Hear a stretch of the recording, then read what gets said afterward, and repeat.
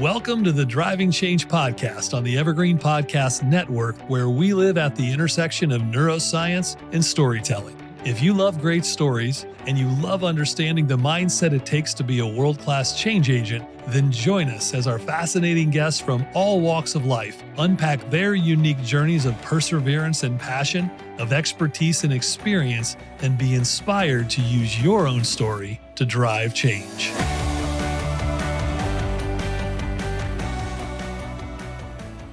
Hey everybody, welcome back to another episode of Driving Change. I'm your host, Jeff Bloomfield, and as always, we're here to explore the ideas, insights, and people who are shaping the way that we think, lead, and live with purpose. Before we jump in, I want to thank our season sponsor, Brain Trust, the global leader in neuro-based sales and leadership training. If you haven't checked them out yet, head on over to braintrustgrowth.com and see how they're helping sales teams and leaders drive change from the inside out. All right, so picture this. Like, what if there were a roadmap or a playbook to better relationships and greater self-awareness, maybe some true resilience, and it was backed not by just guesswork, but science, psychology, and over a decade of global application? That's where today's guest comes in. Dr. Robin Hills is one of the world's foremost voices on emotional intelligence. You know, we talk a lot about that on this show, and he's not just a foremost authority or voice in the boardroom, but also across every facet of life. He's an author of multiple works on emotional intelligence, emotional resilience, self-management, and his research-based insights are helping individuals and organizations around the world think differently, redefine what success really means. Now, he's the director of EI for Change. He's built a body of work that focuses on practical application. My favorite expression, right? We're not a bunch of researcher nerds. We're applied researchers who turn this into application, in his case, of emotional intelligence through the lens of neuroscience and positive psychology. Over 500,000 students across 200 countries. My son will get on me. There's 200 countries on the planet. Yeah, over 200 plus countries. So he's not just spreading information, he's actually equipping people to transform how they relate to themselves and to others. And we're going to get into this a little bit more in the show, but he's also recently been honored with awards like Best Emotional Intelligence Coaching and Training Enterprise and an honorary doctorate recognizing his contributions to this field. And he's even taken the stage at Harvard to share his insights. So today we're going to be diving into some of these powerful ideas, from why slowing down can actually speed up your performance to the surprising ways emotional intelligence might actually be your greatest ally, even in the age of AI. So let's dive in. Robin, it's an honor and privilege to have you on the show. Welcome, my friend. Oh, Jeff, thank you so much for having me on the show. You make me sound so wonderful, and I don't feel worthy of that honor, but everything that you've said is absolutely true. Well, it's easy to make someone with your accomplishments sound great because you are, and you're making a significant contribution to humanity and to the planet. So, all right, let's get the audience a little bit of a rear view mirror. We take people back to the origin story. Where did young Robin grow up in those formative, early childhood and adolescence programming years? Because the unconscious programming obviously drives a lot of who we show up in our adult lives. And you being an expert in knowing that, the psychology and the science of emotional intelligence, tell us a little bit about the early days. Who were your bigger influences? Who were those early programmers in your life? And what did you carry forward into your passion for what you ended up doing for a living? Well, it's a really interesting question because if I look back to my really early formative years, I got to take you back to my family unit because I am the son of a Christian minister and my mother and father worked very much within the church. And we moved around the United Kingdom a lot. So I would only stay 2, 3, 4, 5 years in a particular town and go and join a particular school, and then it would be a case of upping sticks and moving on. Now, I was dragged to church beyond my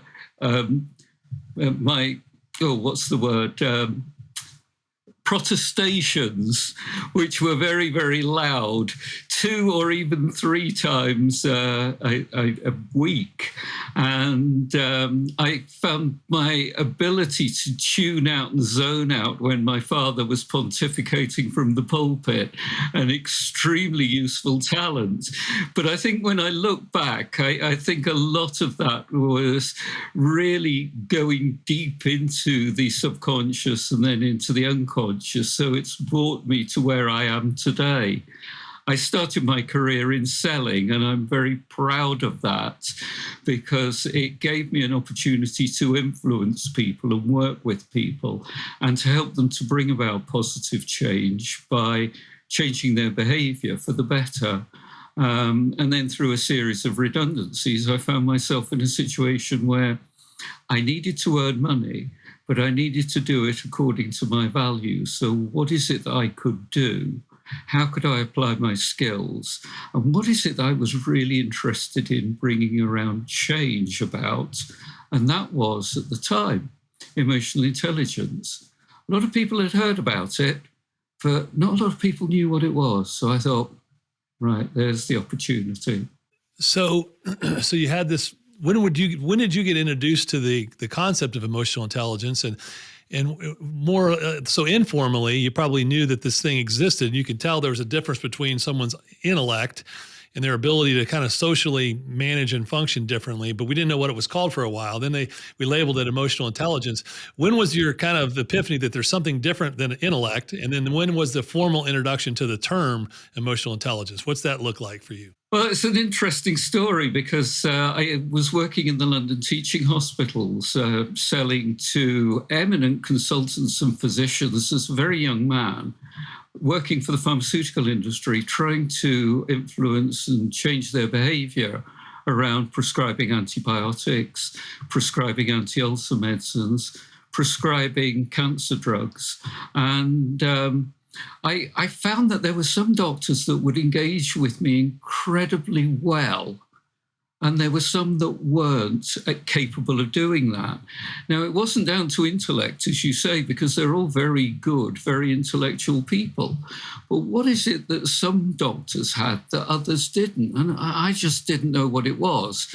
It just seemed very strange. Some were a lot more friendly, some were a lot more amenable, some were a lot more chatty, and some were just effectively very, very nasty.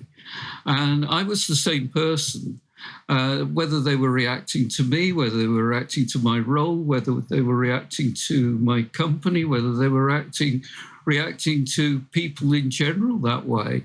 It was down to something, and I just didn't know what it was. And then one weekend, I was reading the weekend papers, and there was a book review.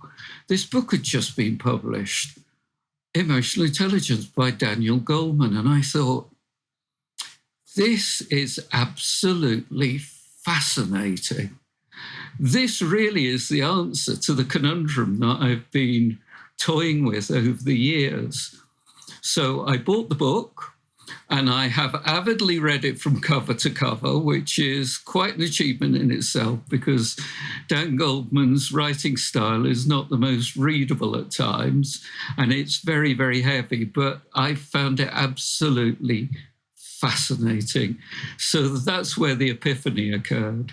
So at that point, you made a bridge. At some point, you made a bridge between being in the world of sales and healthcare and life sciences to discovery of this concept called emotional intelligence and recognizing it's very different than IQ. But then you decided to do something even more audacious, like I'm going to create a career out of being an expert in emotional intelligence. Like, was that an evolution, or did you wake up one day and go, that's what I'm going to do?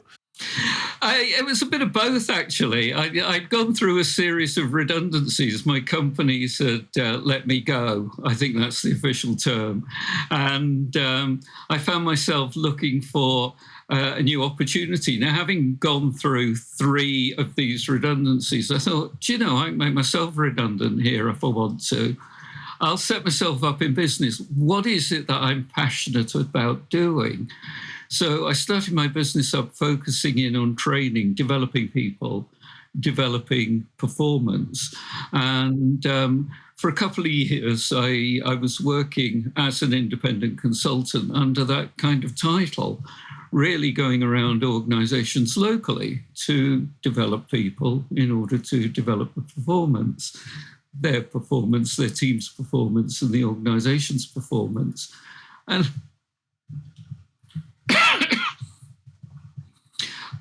And I had a degree of success with that. And then I thought, everybody is talking to me about getting a niche. Everybody is talking to me about specializing. Everybody is talking to me about doing something really, really focused. What is it that I can do? So that's when I woke up one morning and thought, yeah, I'll specialize in emotional intelligence, because that really is the basis of everything that I'm doing anyway. So I set up EI for Change in 2008 during the financial crash. Probably not the best time to set a business up, but it plodded along nicely. I made a few inroads, did a bit of research, wrote a couple of articles and a couple of papers, got well known. And then I saw an opportunity that existed that nobody else had seen. And a lot of that was around the fact that I was going into organizations and I got a lot of training material. And a lot of it was sitting in the cupboard doing nothing. So I thought, if I was to develop this into a course and put it online, there might be a market for it. So about 10 years ago, I put my first course up online. And after a couple of years and a couple of extra courses, it started to get a degree of traction. And these courses started to become a little bit more popular and a little bit more popular. And then the pandemic hit, and boof, my business went up 600% overnight, because everybody was looking for something to do during the pandemic, during lockdown. And I got about 20 courses at this time. So it was really just a case of keeping them going, building upon them, and making them even better than what they were at the time. Yeah, that's excellent. A lot of folks tell a similar story where the pandemic had such differing impacts on different businesses based on the type of business, and for those who were in some type of a digital format, it exploded, right? As you found on yours, which is awesome. So, what's your philosophy on? I someone who's tried to study the brain for the past couple of decades. I know there's a school of thought that IQ is baked. It's genetically hardwired, and you can't improve your IQ. You can learn new things, but you have a ceiling. Whereas EQ, most folks believe, is a trainable and scalable skill. In the difference between the two, do you have a philosophy on that, like cognitive intelligence versus emotional intelligence, and that there's a ceiling on one and there's not on the other, so you should lean in and develop as much emotional intelligence skill as possible, or do you believe there's not a ceiling on either? It's just about where you focus. No, I think you're absolutely right. There is a ceiling, and the research suggests that IQ is fixed around the late teens, about the age of 17. So once you've got to the age of 17, your IQ is what your IQ will be. Yeah, you can be better around some of the things that you think about, but you're not going to radically change your IQ. But your EQ, the measure of emotional intelligence, is very, very variable. It's very malleable, and it's very, very flexible. And the thinking is that we can actually improve our emotional intelligence up until about the age of 70. Beyond that, it then starts to plateau, and then it starts to decline. And that's due to the aging mechanisms in the brain. So up until that point, we have an infinite number of opportunities in order to develop our emotional intelligence. So it was Daniel Goldman that did say, there is intelligence in emotions, and intelligence can be brought to emotions. So if you have good IQ, you can actually use your IQ to make yourself more emotionally intelligent. And interestingly enough, a lot of people with high IQ don't realize this. And they will actually try and fight against emotions and say that rational cognitive thinking trumps emotional intelligence all the time. And we know that that's now not the case. Preach it. Preach it. We all the time around here, right? We talk about that. And some of the work we've done. One of your colleagues over in the UK, Dr. Anthony Jack, has done some great work in this field of the emotional network versus the analytical network. And there's so much I could go on a rabbit trail for days on this topic, but here's the question then. So let's get into some fun stuff. So with that as the backdrop, can someone with a high IQ but low EQ ever be a great leader? Um, Unfortunately, yes, they can.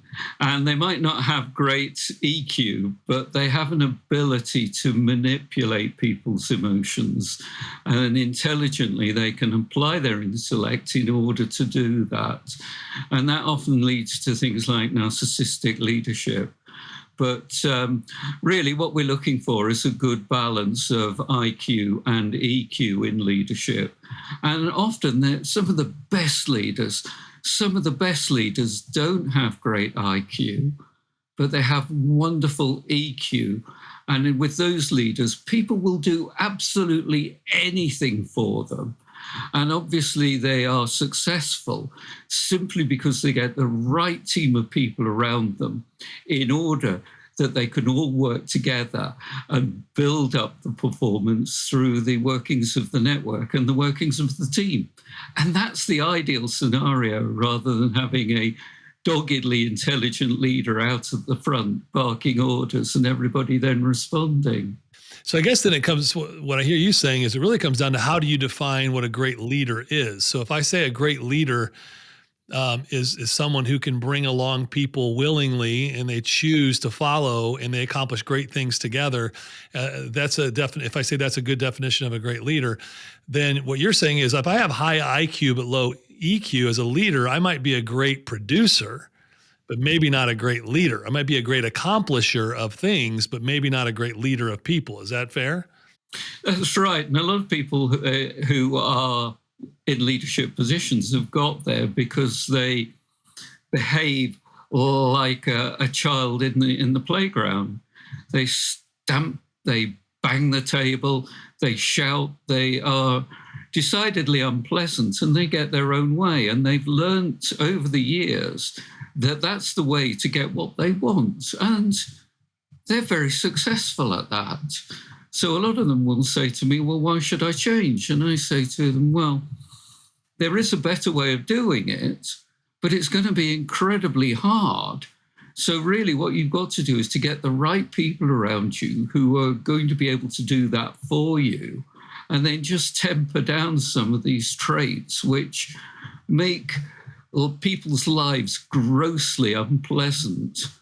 And a lot of leaders say to me, oh, I want my people to be really happy working for me. And then they are the most obnoxious bullies on the planet. And I say to them, it's incredibly difficult to be happy when you're being told you're doing everything wrong all the time. You're being chastised all the time. You're being told off. You're being shouted at.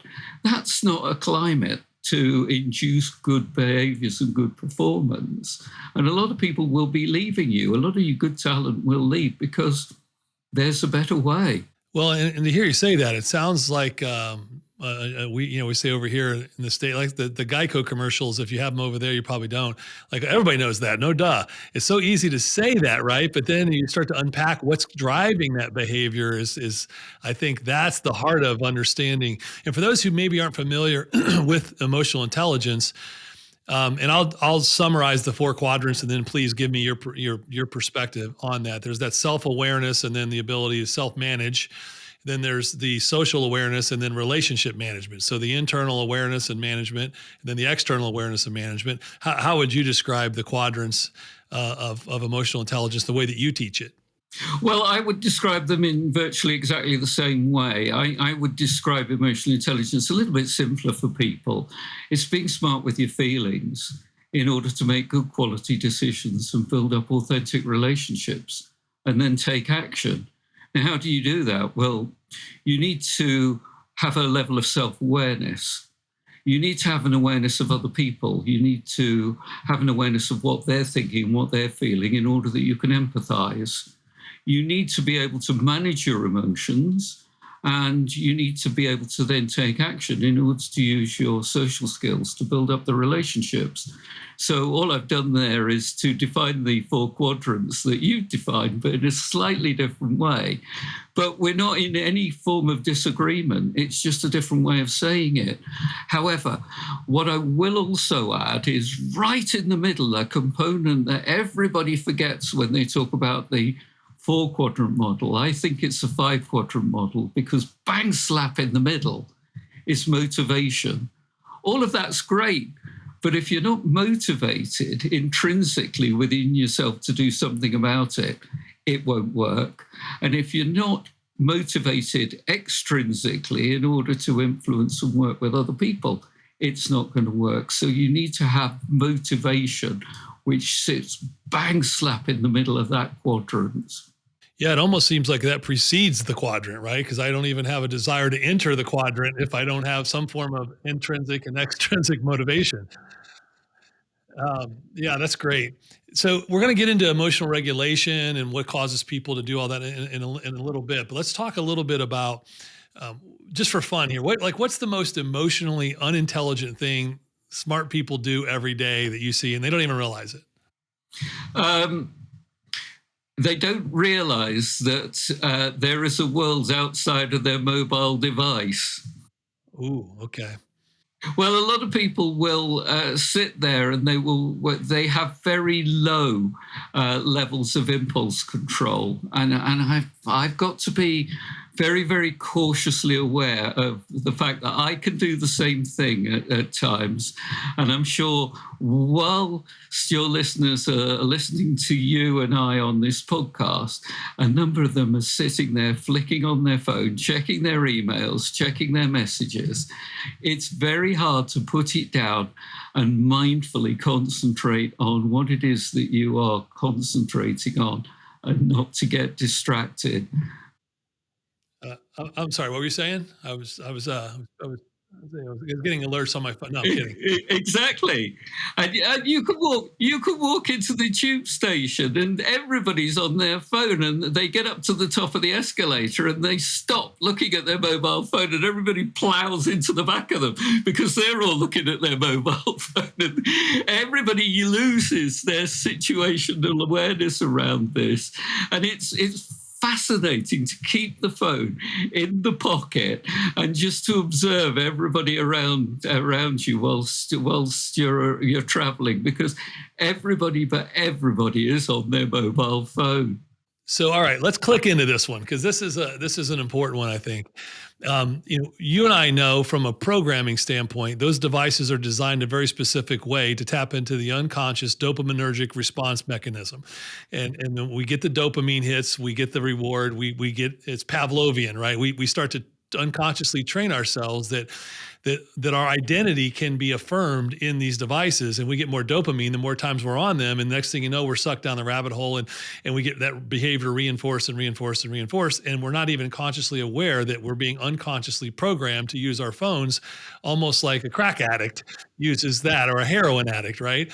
But what you're saying is that if the real success in life is our ability to understand self and understand others, and understanding how self interacts with others, anything that interrupts that is a lie. It's a myth. So we've been trained on that our mobile devices actually add more value to us than they do. In fact, it's actually damaging relationships, because we're using that as an outlet for identity as opposed to engaging with other humans. And it's all about unconsciously, this is literally, it's a neurochemistry thing, right? That's happening to us. It is. And I think this is the important thing around utilizing these devices. They are brilliant tools, but that's all they are. They're tools. And being emotionally intelligent around that tool is to say, do I really need to be looking at my mobile device? Or do I need to be concentrating on the situation around me and have gratitude for the environment that I'm in, and build up networks and relationships with the people that I love and I can identify with. And that might even be people at work. Now, the word love's probably a bit strong there, but you're building up a relationship. You're building up better neural networks when you're engaging with a person face to face than you are through a mobile device. Let me give you a really, really interesting example here, Jeff. This will never, ever happen to the younger people around the world. And it really is very, very sad. I was clearing out the loft over the last few weeks, and I found a shoebox full of letters that I'd received and my wife had received in our late teens, early 20s. And I sat and read them. There were friendships in there, mentioning situations and events and people that I'd forgotten about. And it reaffirmed many of the things that I'd done as a teenager and as a young man. And it was great just to read them again. Now, people don't write letters anymore. They send people text messages. So unfortunately, nobody else is going to have that wonderful experience in 30, 40 years' time of going up in the loft and finding a shoebox full of letters that are a formative part of that person's life. So, we just found out recently that we've had a 10% uptick in viewership around Gen Z. So for the Gen Z audience that's new to the show, a letter is something that we used to do on a piece of paper with a pen, where we would write our thoughts, in cursive actually, and then other people would receive that piece of paper and read that. No, I'm having fun with you out there, to all my Gen Z folks, just having a little bit of fun. But it's a great point you're bringing up, that a lot of that's technology has introduced a lot of this. The variability in our ability to use emotional intelligence in a way that builds up relationships. Well, it does. And I look at these relationships that I've had in the past, and I've lost many of the people that I have been engaging with. I've lost contact with them.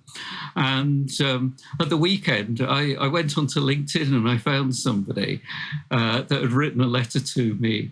It was in the late 70s.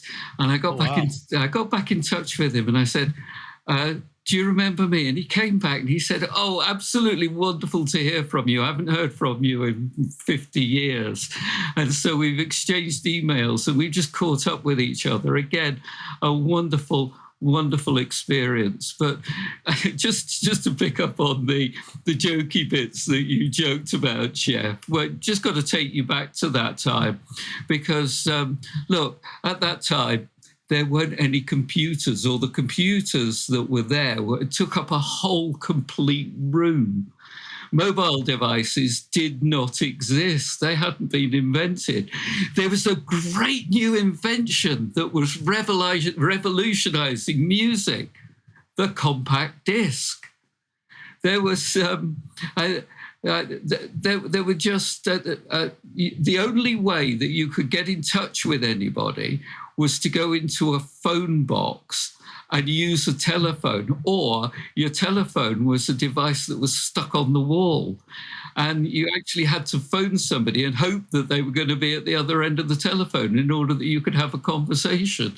And then what I would have, I don't know whether you had it, Jeff, I'm sure anybody who was living in a household with a telephone on the wall would have their parents screaming at them because the cost of a telephone call was astronomical in comparison to what it is today. So times have changed for the better. But let's utilize the tools in an emotionally intelligent way and let us dominate them rather than them dominating us. Yeah, it's one of the things I struggle with the most in this is, like, times have certainly changed, and technology and advancements and so many things have been brought to market to bear that have made our lives so much easier and simpler in a lot of ways. But the brain really hasn't changed too much. Now, we are seeing evidence that some of this digital world is rewiring some of the brain at an earlier stage. But for the most part, like, emotional intelligence, as long as we're human, is not going away. I don't think that's ever getting rewired out of the brain. And so understanding and understanding emotional regulation is an area I'd like to unpack with you a little bit. So let's start by I'll ask you this question. Like and you see in the work in organizations, and you do a lot of work in lots of different organizations, both in the profit world, nonprofit, hospitals, institutions, lots of places. What emotion have you seen that, if misunderstood, tends to wreak the most havoc in the workplace? Like, what emotion do people express that they don't regulate well really trips people up the most in their workplace relationships? Well, if we go back to the research that was done by Paul Ekman, who's an anthropologist, he has discovered that there are 7 basic emotions. One was added on later, which was contempt, and that's the 7th basic emotions. But the other basic emotions are happiness, sadness, fear, anger, disgust, and surprise. So if we just look at those 6 basic emotions and then answer your question, the one that causes the most problem is, and the one that people find the most difficult to regulate, is anger. That would have been my guess. So so let's talk then about what does that look like? And I know it looks different for everybody, but anger is the result of, right, something triggered that caused me to respond in this way. So what is your philosophy on where that comes from? But more importantly, how do we regulate it? What's the best way to regulate any of those emotions? But if anger is the most disruptive, how do we learn how to regulate that from an emotional intelligence standpoint?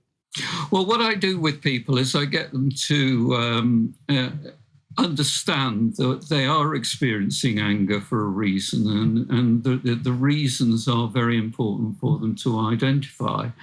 More often than not, somebody's actually transgressed one of their core values. So if they recognize what it is that's causing them to be angry, they can deal with it in a more appropriate way. And there are various different ways in which they can work with anger. Anger is often labeled a negative emotion, and I don't hold any store in the fact that emotions are labeled positive or negative. Emotions are physiological and psychological reactions to our environment. They provide data. Now, data itself is not positive or negative. It's what you do with the data that is positive or negative. So if we're looking at anger, how do we utilize the data within anger in order to behave in constructive ways rather than in destructive ways? And really, I'm just kind of building in a level of choice with people there to say, I can choose how I respond. Over the years, my automatic unconscious or subconscious reaction to this is just to hit out, lash out, and say inappropriate things, and to express my displeasure. And to do it, I don't really care about the person or the relationship as long as they do what is right by what I am defining. Now, okay, to a certain extent, yeah, that's fine, but let's have a more adult way of looking at that. What is it that the person's done? What is it that you want them to do? And how can you encourage them to do it in a constructive way rather than a destructive way? So if we look at anger, anger can be utilized with motivation to change people's behavior for the better. And some great examples are some of the political leaders that have done some wonderful stuff over the years because they got angry. Nelson Mandela is a great example here. He actually utilized the anger in a very focused way to deliver radical change within South Africa. Okay, it was very, very, very hard on him over the years leading up to it, and indeed beyond. But that wouldn't have happened if Nelson Mandela had not been angry. So I'm not saying let's not get angry. Let's control our anger, use it in an appropriate way, and look at it in terms of building up relationships rather than destroying them. Yeah, this is such a good one. And I think in the workplace, and I see this a lot, I probably experience it myself a lot. I love what you said earlier. I want to press into that a little bit, that if we feel this really impacts us on an individual relationship level and in a team dynamic, And I want to go there and not conceptual, because I think some people can say, "Well, I'm angry that taxes are too high, and I have a righteous anger about that, so I want to express my anger toward." That's generalized conceptual. What I want to get into is the day to day interplay inside the workplace, where someone does something, says something, it triggers an emotion in me that the result of that becomes anger. Um, Now, in the expression of the emotion turns out to be anger. I love what you said, that somewhere in my unconscious, I believe that one of my values has been violated. Like, that's the only reason I would ever trigger anger. I may not have ever identified what those values are that I believe have been violated. I just feel it, like unconsciously. I feel like I have a value of respect is one of my core values, and how I demonstrate respect to others is X, and how I like to respect demonstrated to me is Y. And I've never defined it. Therefore, I don't know that in the moment someone doesn't show up for a meeting on time. And due to all the other stress and pressures that I'm having in the day, it triggers that. It's a violation of that value. I don't recognize it in the moment. I just express it in anger. Is that a good example of potentially Yes. a destructive? I get my point across, right? Yeah. But did I do more damage to the relationship when the person's intent was never to violate my value of respect? Is that a good example? It is, and we've got to recognize the gap between the expression of our emotion and the impact that it can have. And it's important to manage that gap. What I say to people, this is again more intellectual around using emotions, but it works. I say to people, look, if somebody, particularly leaders, particularly leaders who get incredibly angry, I say, if you get angry with somebody and you tell them what it is that you're thinking, people will argue with that. No, you're right, wrong. I don't agree with you. This is the situation from my perspective. This is how I'm seeing it. You're wrong, I'm right. And they will try and justify their behavior, whatever that is. What people cannot argue with are emotions. And so what I'm encouraging people to do is to say, I am feeling incredibly angry because you're late. Or even change the emotion altogether. I'm incredibly disappointed with you because I expected you to be here on time. You've not only let me down, you've let the team down, and you've let everybody else down in the process. The person would find it incredibly hard to argue with that. And you can't argue with somebody's emotions. I'm feeling angry. No, you're not. It just doesn't work. Right. You're late. No, I'm not. I thought it was 9:30, not 9:00, whatever. So, like I say, people will argue with the rational arguments. Excuse me. People will argue with the rational thinking. They won't argue with the emotions, or they can't argue with the emotions. Yeah, that makes perfect sense. So then it kind of comes down to, then as we start to learn how to regulate, identify through self-awareness, that as a leader, we'll keep using this example. All right, somebody comes in late to the meeting. I recognize that I'm feeling a little bit frustrated, which is boiling to anger, because one of my core values is respect, and I believe that demonstrating timeliness is a very key attribute to showing respect to others.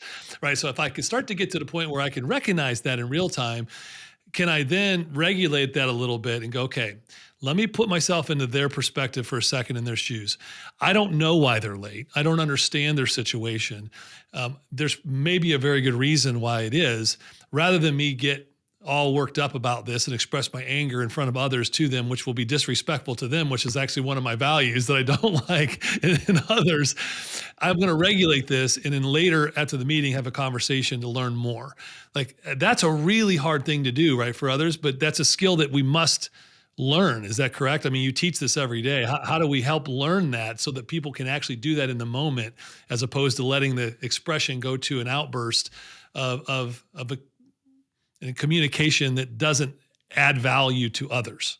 No, it's a very, very difficult skill to master. First of all, you've got to recognise that I have choices around the way in which I behave in this particular situation.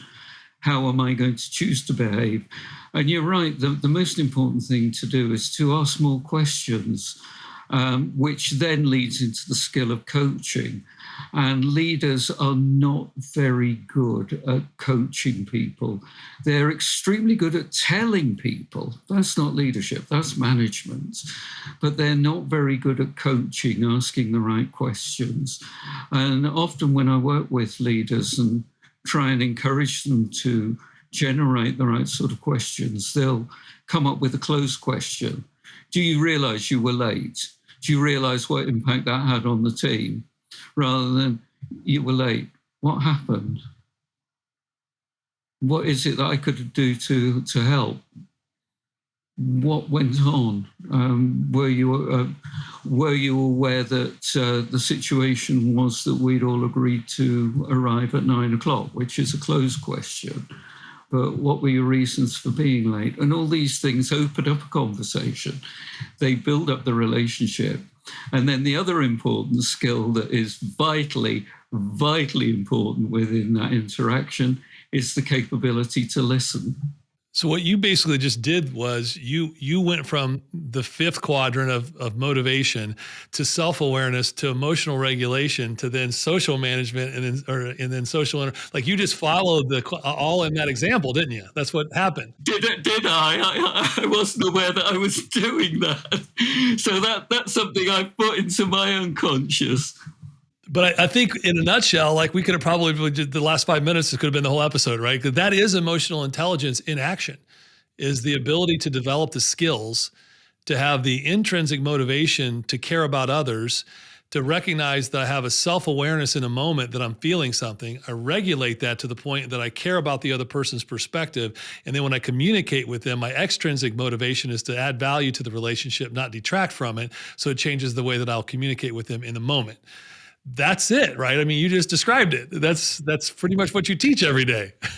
Yeah, yes, I suppose. Look, joking aside, I have been working in this area for so long. It's got to a level of unconscious competence. So, I can do it without even thinking about it. And if we can get everybody to start doing that even better, then perhaps the world would be a better place. However, Jeff, I've got to say something here. Am I emotionally intelligent?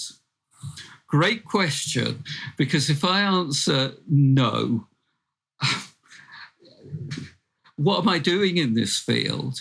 But if I answer yes, it's rather arrogant and self-conceited and suggests that there's no room for improvement.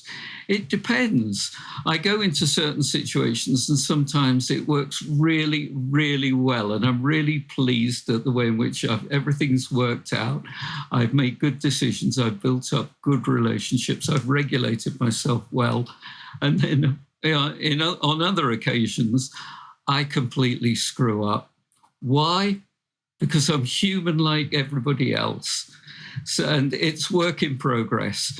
I'm a few years off 70, thank goodness. So there's still opportunities for me to develop and grow my emotional intelligence. So yeah, we want to make sure now that's what I heard earlier. Once we hit 70, we all become the get off my lawn guy. We're not changing anymore. So what you're getting at, it sounds to me like, and this is fascinating, I hadn't considered this way, is, emotional intelligence is like a spectrum. It's like a continuum. And our desire is to be pushing toward the far right side of the continuum for a constant improvement, but based on the day and the time and the emotion and the stimulus that we're experiencing, maybe some days we're 90% emotionally intelligent, but then other days we slip back to 70 because of the environment. And that continuum goes back and forth. But if you're rotating back and forth between being 20 and 30% emotionally intelligent, that's probably not a good formula for success in relationships. But if you're up there in the 70 to 90%, that fluctuation sounds like what you're saying is normal, but there's always still room to be better. Yeah. Yeah, most definitely. And when we look at EQ, when we look at measuring emotional intelligence, most people, if I go back to my schooling and my college days, I'm looking to get 10 out of 10 all the time. And everybody aspires towards that. They're looking for absolute perfection. And you're never going to get scores of 10 on the emotional intelligence questionnaires, because if you do, that then becomes a weakness, a strength overplayed. So it becomes a liability. It becomes a weakness. So what I'm looking for is that sweet spot, as you say, between about 70 to 90%. That's good enough for me. And if that's good enough for me, it should be good enough for everybody else. And that's what I aspire to help people to work towards. And in that process, I could learn something from them and get even better myself. Oh, that's great. And I love the emotional intelligence inventories. And when I see someone take one and they scored they'll just call it 10 out of 10 on self-awareness, I always question, you gave yourself a 10 out of 10 on self-awareness. Maybe we should go and unpack a little bit about your ability to be self-aware. All right. Well, as we start to kind of bring the plane in for a landing here, let's give some practical tips as we leave, and then we're going to send people out to where they can learn more about how to get your training and all the different things that you've been doing around the globe. So what's maybe a single daily habit that anyone can use to boost their EQ, their emotional intelligence, without maybe reading a book or taking a course? What's the one real simple thing? And then we're going to give them some more practical stuff for your courses.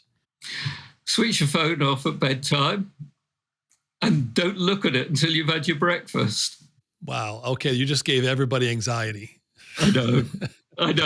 Right. Switching your phone off as you go to bed and not turning it back on again until after you've had your breakfast. Number one, it sounds so simple, but remember out there, your listeners, you're fighting your own neurochemistry on this. But if you can break this habit and create this new habit, it's going to change how emotionally intelligent you can become, because it's causing your brain to start to think differently, right? More open, more creative, more imaginative, and all the analytical network and task positive stuff is turned off. So where can we go? Because you've built so many courses on this. Where can we go to learn more about all of this work? Because there's a lot of stuff out there on emotional intelligence, but you've been able to consolidate it and condense it into really practical lessons for people to put into place in both their professional as well as their personal life. Where can we learn more about that? Well, I have about 50 courses on emotional intelligence, all based around emotional intelligence: leadership, communication skills, self-awareness, self-regulation, you name it, around emotional intelligence. And I have a course available on emotional.intelligence.courses. But you need to put https:// before that. So if you do that, https:// emotional.intelligence.courses, you'll land on my course pages. There are some free courses there. Insights into emotional intelligence. Please sign up. There's a free book there. And then have a look at the courses. I bundle up a number of courses every month and offer them at half price. So you can get 5 courses for less than half price. And this month, here we are in June 2025. It's on coaching. Oh, great. Okay. That's excellent. Let's go there. And then also, what can we get from, if we go to EI for the number 4 change? EI for Change is the website of my company. You can find out more about the company. And again, loads and loads and loads of free resources and quizzes and games and things that people can utilize and tap into in order to learn more about emotional intelligence. And also, you do speaking events, and do you just stick to the UK and the EU area, or do you travel globally to do speaking events? No, I'm going to Copenhagen next week to present at a Myers-Briggs Type Indicator Conference. I'm talking about the expression of emotional intelligence through personality type. And then I've been invited to Prague to speak to a group of personal assistants and secretaries around the future of emotional intelligence versus AI. So that's going to Wow. happen late summer. And then I'm in negotiations with some companies about doing some work in Dubai or maybe America or maybe Singapore. We're still working out where the venue is going to be. So I go anywhere and everywhere that the opportunity takes me. Excellent. Well, you're a busy guy, and I can see why. You certainly know your stuff. We're going to have all the links and all the access for the folks listening. Just go to the show notes or into the landing page, and you can click in and find out everything that Dr. Robin Hills is doing to make emotional intelligence viral around the planet to help make the world a better place. Robin, it was a pleasure to have you on, and I look forward to keeping in touch with you, maybe bringing you back on again for updates periodically. That would be wonderful. It's been great, Jeff. Thank you so much for having me, and what a wonderful conversation we've had.